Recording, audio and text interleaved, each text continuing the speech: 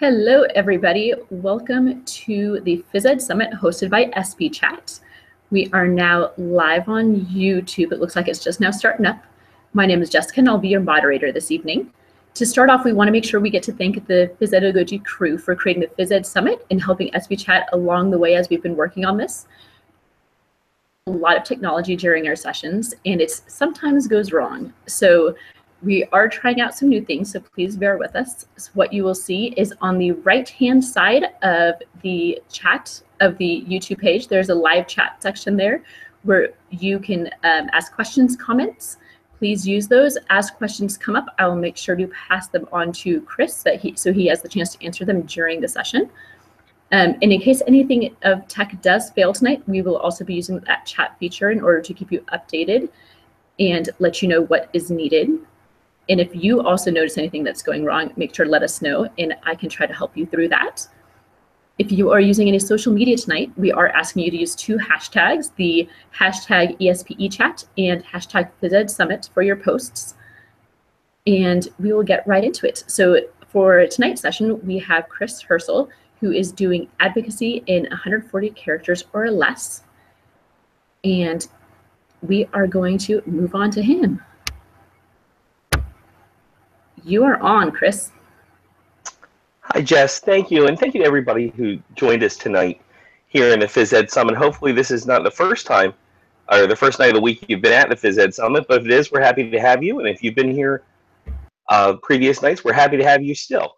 Our good friends at Twitter really messed up our presentation because many months ago when I turned in the proposal, it was how to create a 140 character or less message, and then they upped the character limit to 280. So we're going to still hold to the same concept here, and we're going to switch over to the presentation tonight. And let me just do that.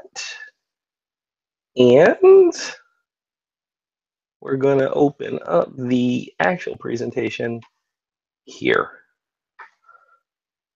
Awesome. On the first slide, for those of you that archive this, I've given you my Twitter handle as a contact. And I want to thank the ESPEchat crew and the Phys Edagogy crew and Jess and especially Rich Wiles from Maryland for helping me to be part of this presentation and this summit. If you need to follow up with me, please feel free to follow up via Twitter or via email. I'll share with you email and other contact information later. So tonight we're going to talk about online advocacy. And that starts with knowing what our mission is. Our mission is to advocate for physical education effectively. We are all people that are connected to phys ed. We all have a certain passion for phys ed. We wish that others shared our passion at our level, but we realize there's a bell curve of thoughts about our profession and about our content area. So we want to frame the discussion in the most positive way we can about the benefits for physical education for children and about what quality physical education looks like in our schools and in our communities and how everyone has a role in helping to support that. The problems, do we really need to list all the problems? There are a lot of problems that face physical education in a public school setting. Amongst them are funding issues, scheduling issues, and a passion or a respect for the profession. And certainly I hear that when I talk to teachers from Maryland, and I see that echoed by teachers from other areas of the country when I hear conversations on Moxer or I see chats like the ESPEchat on Twitter, when I read Facebook posts, I see that frustration of, gosh, I'm pouring my heart and soul into this. How can I get you to realize why this is so important for you? And how can I get my administration to understand what you can do that helps your kids almost more than anything else, because we're all in it for kids. And that's our goal. So I put 3 icons up on the screen here because they really emphasize what I think are the 3 largest issues. Number 1 is, why do people not care more about students being physically literate and health literate? what is more important than the health of a child? We certainly, as parents, all view that as the number one most important thing. And one of the stories I like to tell is when I taught in elementary school, I would say to parents, and I don't recommend you do this, who were in my office because they would have requested a conference about their child's physical education grade. When you were pregnant, what did you ask for? And because we were sitting in an elementary school and because they were generally very young parents, they would say, I wanted my child to be able to read. And my wife and I were blessed to have two daughters. And both times that she was pregnant, we really didn't ask about reading levels. We wanted a healthy and a happy child. And I think that's what we all strive for each day. Now, we're thrilled that they're learning to read and that they can read, but healthy is first, happy is second, and then I can teach anything else. Second major issue is scheduling. In Maryland, where I work, most of our teachers in the elementary school level see kids one time a week. In middle school, most of our students visit phys ed for 3/4 of the year on an every other day schedule. And in high school, we require 1/2 credit in the state to graduate from Maryland public school. Certainly, we would like to see increases in all of those. And in Maryland, none of our districts currently meet the recommended best practices from Shape America. Unfortunately, we know if we met the recommended best practices for all content areas, kids would be in school, I think it's 13.25 hours a day. So that's the challenge. And finally is funding.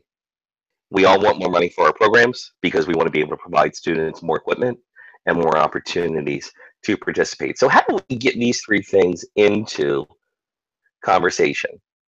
Well, the solution is communication that is focused, strategic, consistent, and meaningful, and being patient. And tonight we're going to look and we're going to go do some examples here in the room about how we can take what we see a lot online and tweak it a little bit so that we start to reach people that are outside of our echo chamber and that multiply our message. So the question we're going to ask is, who are the ones to solve the problem identified? And the problem is the lack of attention given to physical education. And our team sort of has four big groups of players. Number one is you. Nothing happens without you. In order for your voice to be heard, you need to speak up. And sometimes that's a challenge. Many of us don't like to be on camera and we don't like to put our views out there, or we're restricted by our jobs. But we must get our voice out. You must participate in the change for change to occur. The second group that we rely on frequently are our friends.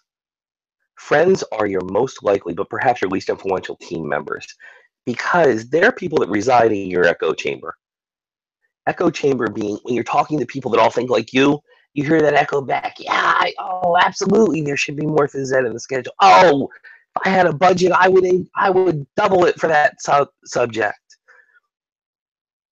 But our friends may not be the people that have the ability to make a change. Naysayers, people outside of our group, when we get them to understand why physical education benefits children and what's happening in gymnasiums and in classrooms across the country, those are people who immediately increase our reach because they're not reaching anyone with that message now. When your state phys ed teacher of the year shares with their network wonderful things that are happening in their gymnasium, their network are people that already believe. We need to add people to that number. And that leads us to the last and the most important group on our team, and those are influencers. Nothing in social media is more important than an influencer. In Maryland, I've learned that my biggest influencer is a teacher from Howard County. And I know that because whenever he retweets something that I've posted, my phone blows up with notifications that it's been liked or it's been noticed. And that was a surprise to me. I would have thought that the public school system Twitter page or some of our superintendents who often like or retweet things from their teachers would be larger reaches on social media. But I found out in Maryland, it's really our teachers that have worked to build networks and that have built professional learning networks across the country that are our largest influencers. Influencers come to us in two ways. One is the reach that they have, and that could be measured by the number of people that follow them or the number of people that engage with their tweets or other forms of social media. And the other is by authority. There is some respect in the title. When Shape America retweets something, that's a little bit more important than when Chris does it from his basement down at home, because there's a history with an organization. When one of our major equipment companies endorses a piece of equipment that we're using in class, that's a little bit more important than just an individual person, because there's a group behind it that's working with a standard that has a public reputation to protect. What tools is our team going to use to get the message out? And there are 4 tools that we're going to talk about in some detail today. One is hashtags. One is talking in person. We're going to talk about social media and the ways that different platforms operate. And we're going to talk about how we influence government seats of power. Because often in education, budget comes from government, be it state, be it local, or be it national. And it's important that our voice is heard in all of those places. As we look at each of those things, we're going to ask you, where do you fit in? You're going to fit in somewhere along the spectrum. Are you a person at level 1 who's educating yourself and participating in local issues? If you are, that's fantastic. We need you. Are you a person participating at a level 2 where you're participating in local issues and sharing it on social media to a larger audience? We need you too. Thank you for participating that way. Or are you a person that's taking a bigger risk and participating in person, locally, and on a larger scale and leading on social media? Not just retweeting, but creating your own content and sharing it out for others to see and for others to retweet or to share on Facebook or to share an image on Instagram. A friend of mine used to tell a story about the chicken, the cow, and the pig. And for my Maryland friends that have heard this before, I apologize if you're logged on. But the chicken, the cow, and the pig is a story about the 3 animals who take a trip out west. And as they're driving, they come to an abandoned ghost town. And so they get out and they start to walk around the town, and they're looking at very few people left living there, and the town is very short of supplies. But they like the place, so they come back to their car to talk.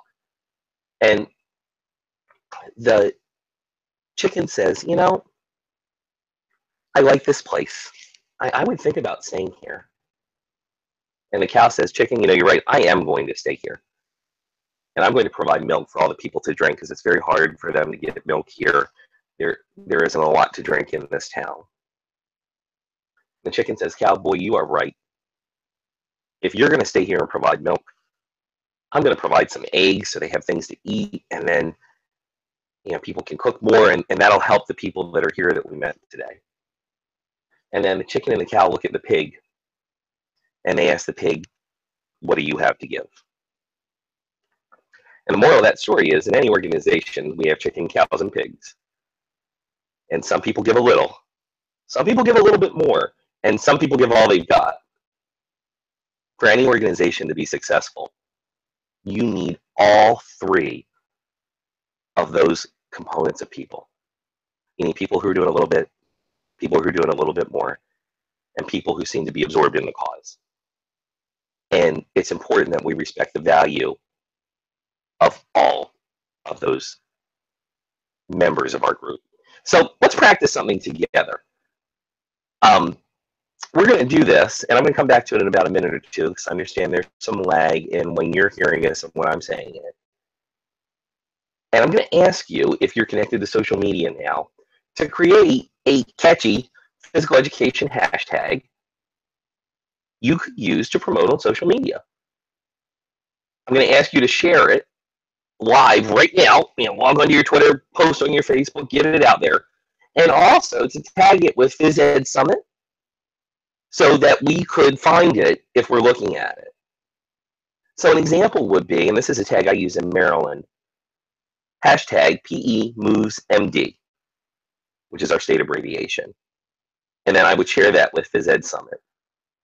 So take a moment to jot something down put it out there, and hopefully in a second we'll be able to search and find that on social media to see what we're coming with. While we do that, we're going to go back to hashtags. As you're typing out there and putting it out there, let's talk about hashtags. Does it make sense? Is your hashtag something that you understand, that makes immediate connection with the person that's seeing it, and that you can fit into tweets a lot? I use PE Moves Maryland in our education community in Maryland because PE educators understand moves gives a connotation of what we do in our classroom, and MD indicates that's something from our state. A lot of our local counties now have swapped MD out for their local system to share things within their system, and that's awesome. A couple weeks back, we had a hashtag floating around our community, bring a parent to PE week. As soon as I saw it, I knew exactly what that meant, and that's awesome. The second thing is the hashtag used? You can't create a hashtag, use it once a month, and expect everybody else to know it. Boy, you've really got to get it out there, and you've really got to talk about that. I've been lucky enough to be asked to serve on a committee with Shape America regarding the 50 Million Strong campaign, and we could certainly talk about 50 Million Strong for an hour. But one of the things that we've been discussing is the use of that hashtag and how it needs to be used far more frequently for the campaign to gain steam. And then how do you know it's getting used? And the answer to that is you have to go search. And you have to see what people are saying about your hashtag in your room. So this is where a little ego searching is really helpful, because if you don't know what people are saying about your area, then you're not going to know if it's being used. So right now we have the hashtag move more, learn more. Boy, I know exactly what that means. Does it make sense? Yes. Is it used? Well, it certainly could be. And how do I know? Well, I know because I'm going to check on that. And that is from Brian, who I believe is checking in from Chatter in DC. So thank you, Brian. Jess is tweeting me any other hashtags that are popping up. So thank you, Jess. Keep those coming along the way. And I appreciate that very much. I'm going to move on to the second tool that we're talking about, and that's talking. Person-to-person communication is important and still has a very large place in today's social media world. If it didn't, then we wouldn't see deals being made on golf courses or at the coffee shop or in the country club or all those places where people congregate to talk business and to connect personally with folks. And the biggest key to talking about our wonderful profession, our wonderful content in physical education, is making sure that we talk about physical education. When we talk about students and the benefits for students, we need to talk about students. Often when I run into teachers who want to share with me their passion, they talk about issues that are related to teachers. I wish my planning period was different because I could co-plan. I wish I had a few more minutes between classes because that would allow me to set up more elaborate equipment.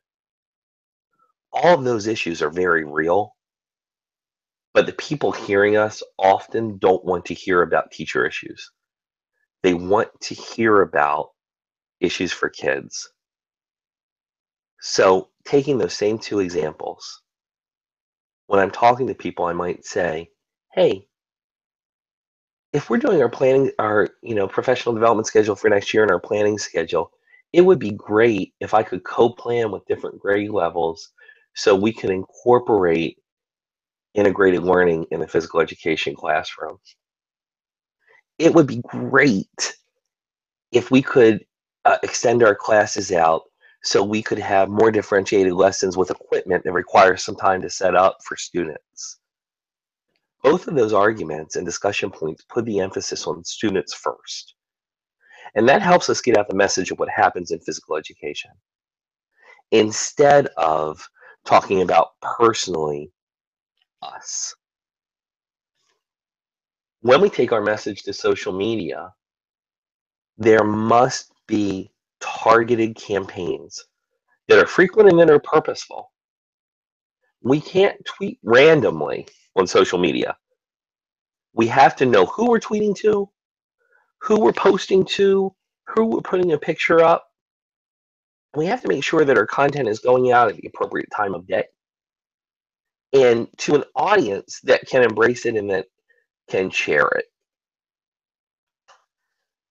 Some of you are practicing here, and I want to start to identify influencers on social media. A lot of you that are here tonight are influencers on social media.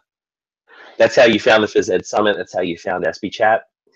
And influencers are the people that we need to put into our social media campaigns. Excuse me. So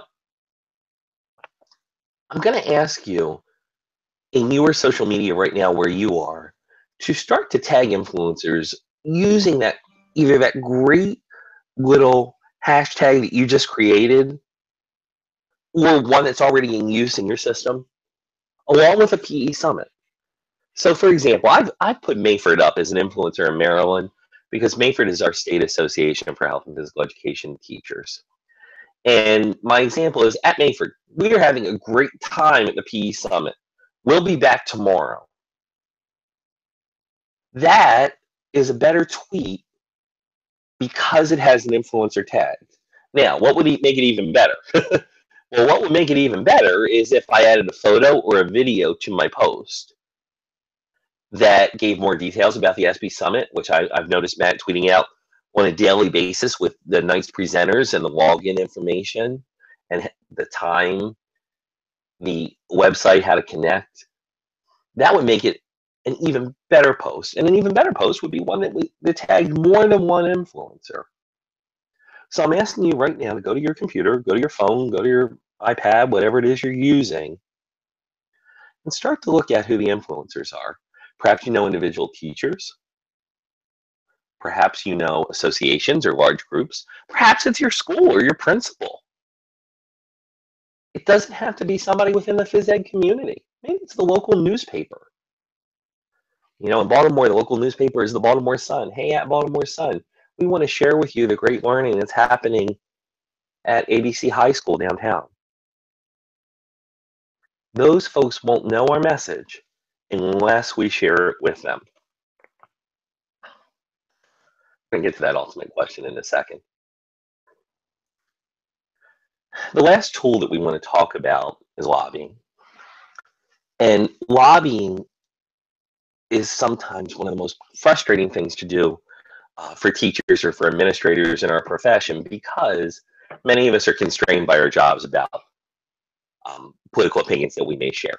And I would encourage you always and first to check with your employer about when and where and how you may participate in the political process. As a state association in Maryland, we are allowed to lobby for issues, but not for candidates.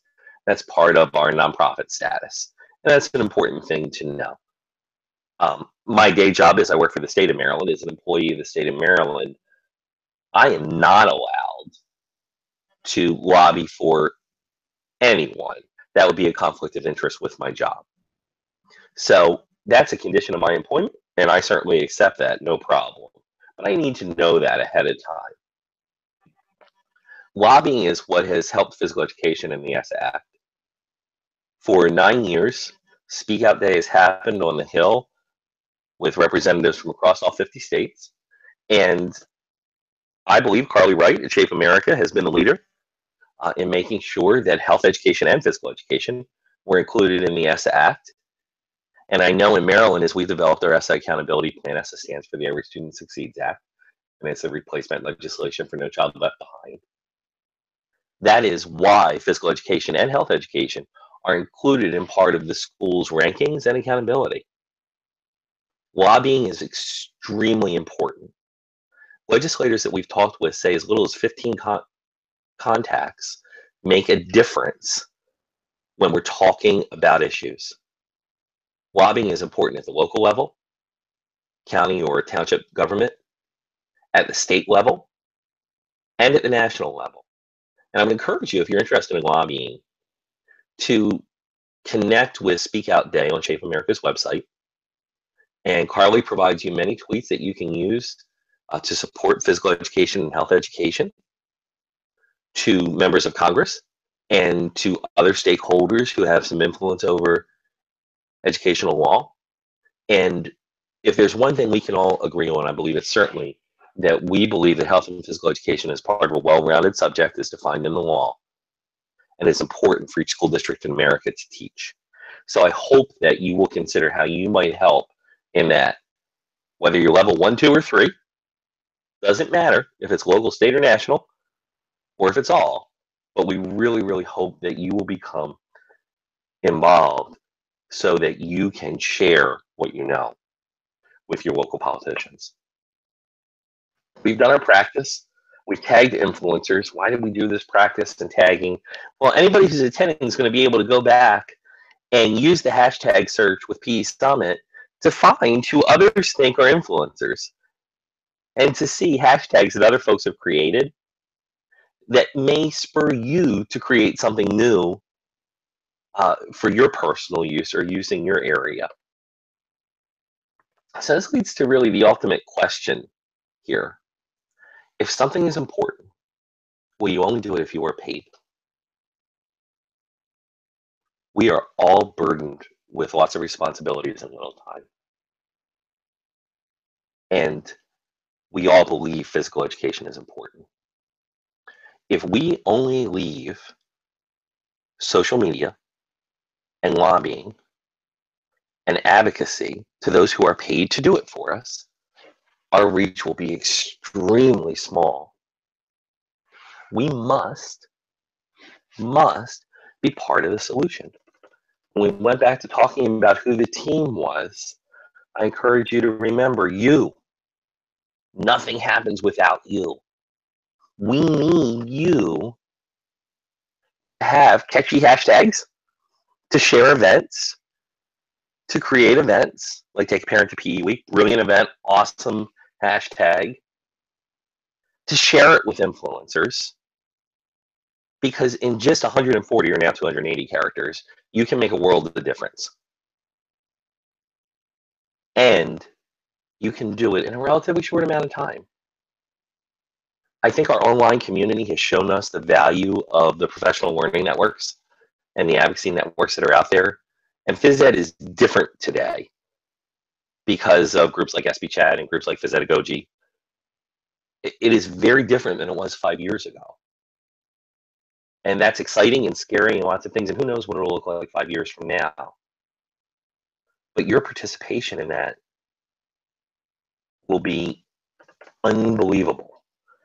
And that shows your value when we talk about what are the issues in phys ed these days. And you can't see me pointing to the heart, but I'm pointing to the heart. You can show your passion by being involved in the community and saying that this is part of your professional responsibility. So I'm going to ask you this question, and I guess in a way you're going to evaluate it in your head on a scale of 1 to 3, 3 being the best. Evaluate this tweet. Great day in PE class today at ABC School. Give you about 5 seconds to make your rating. Personally, I rated this a 1. This is a positive message, and it's awesome that it's going out there, but it really doesn't give us a lot of information.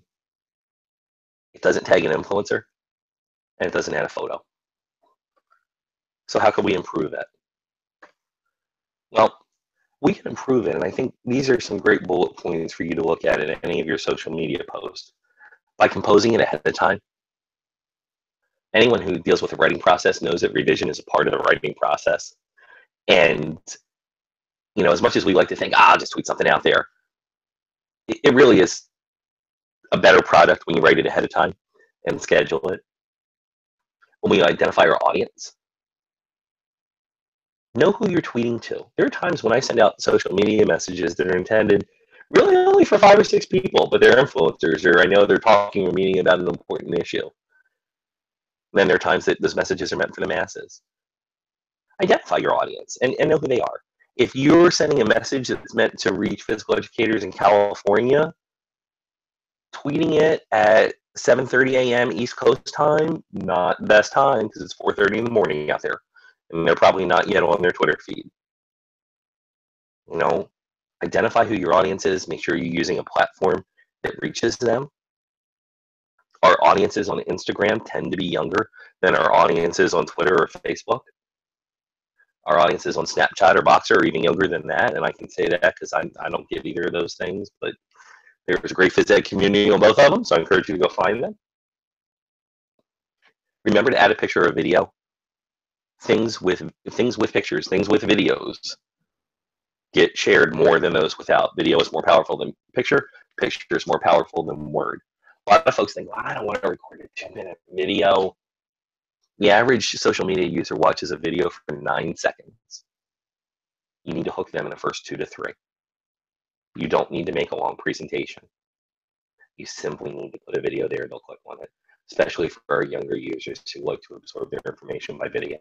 So if you're looking to reach college students who are majoring in our field, use the tools that college students use. We talked about hashtags earlier. We've talked about influencers. We talked about being meaningful. Great day in PE class today at ABC school. Not the most meaningful thing we could say. So here's an exemplar, for example. Thank you at ABC for challenging students over hand throw ability. Great results on the assessment today with a picture of a student throwing.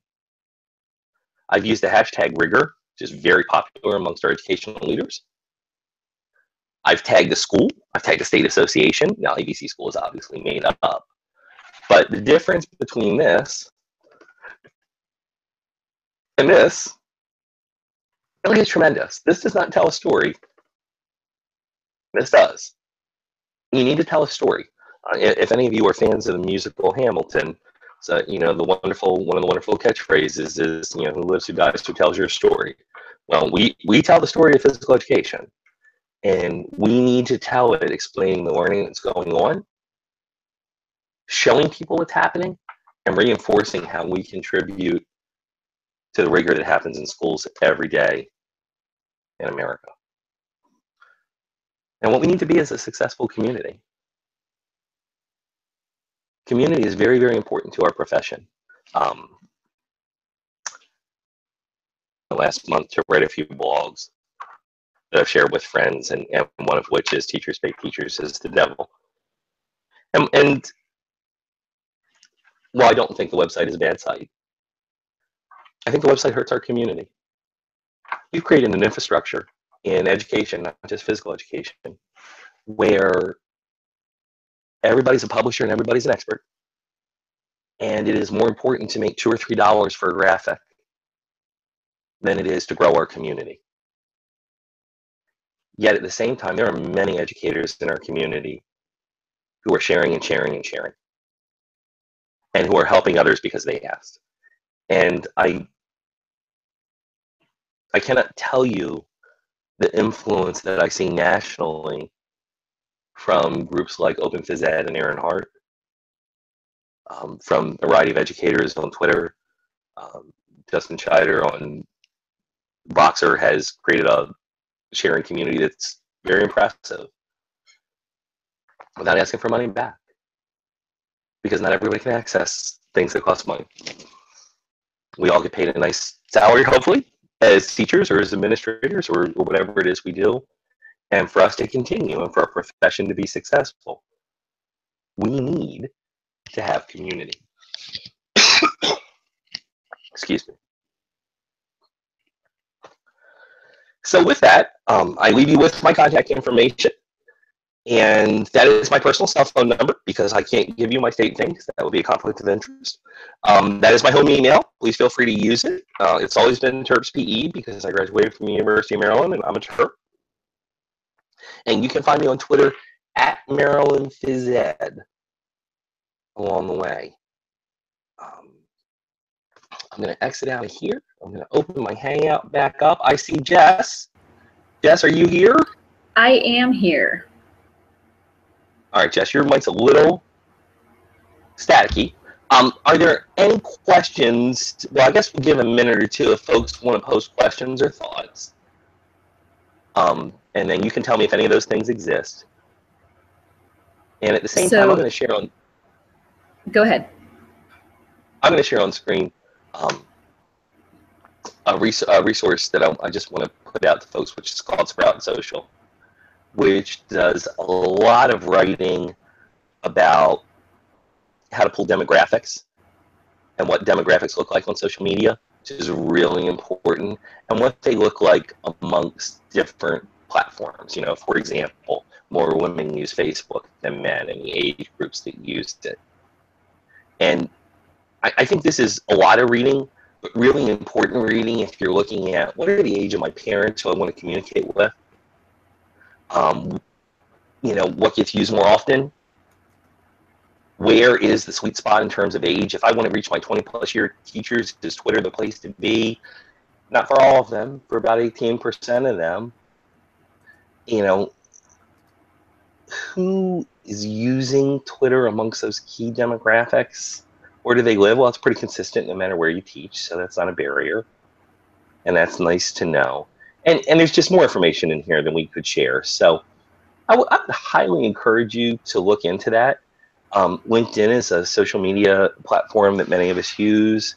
It's not personally one that I found very helpful in the position I'm in right now, but you might, and knowing the demographics of who use it might help you in determining if it works for you and where they are, et cetera, et cetera. So just want to share that with folks along the way. And I will make sure that Jess, those get questions? up onto the resource page Awesome. shortly after this. Awesome. Jess, are there any post questions or thoughts or topics that we'd like to hit on that we have not? One Brian said was a reminder that you can check analytics for your tweets to see which ones are most engaging. Absolutely. Which is a really nice thing to be reminded of. And then thank yous for sharing. And that's all we've got on there right now. And just for, you know, analytics, we can find really quickly off that first page, like I can see, boy, as soon as the Phys Ed Summit chat post came out, I'm getting a lot more tweet activity. So you can find that on your own homepage very quickly. Thank you to Brian and everybody else who attended tonight. Jess, thank you so much for moderating. No problem.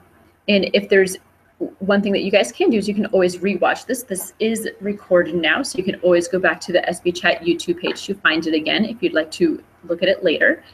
And if you need a certificate of attendance or would like a certificate of attendance, you can find that on the ESPEchat website under the Phys Ed Summit page of it. And along with that, there's also a survey to fill out, which we would greatly appreciate the feedback from. And I believe we are all set. Unless you wanted to add anything else, Chris? No, I just want to thank everybody for attending tonight. And Jess, thank you so much.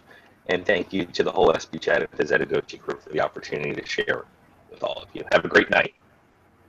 Thank you. Good night, everybody.